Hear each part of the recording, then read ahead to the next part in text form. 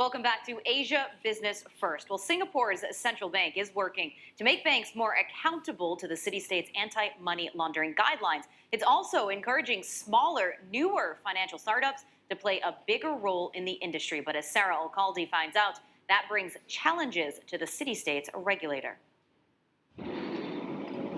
Singapore's business district is as busy as ever.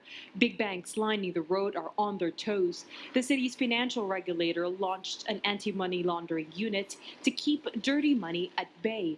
But it's not just the big guys that have to cope.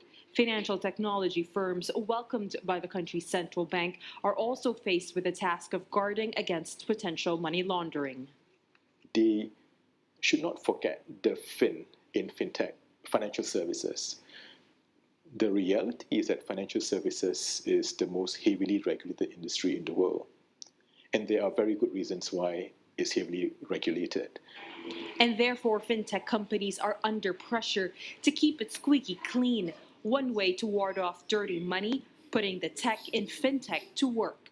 We help our customers to automate and digitize the preventive stage, which is basically your onboarding, your risk assessment, your screening. It's all within the same platform. So the client, where they have built a very fanciful front end, and the clients tapped in all the stuff, then that information is pushed into our platform automatically. So you don't need to hire another set of person to do the keying in, because typically that's what they need to do.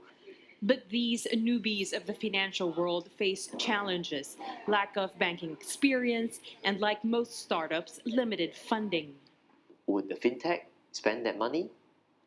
Short answer is no.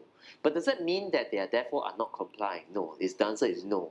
Singapore authorities are now left finding the right balance of opening its doors wide to fintech while having enough safeguards in place. Analysts say while the financial world is working on new normals, it must not forget the need for greater protection. They say while fintech firms can outsource the task of compliance, it cannot outsource the responsibility of adhering to those regulations.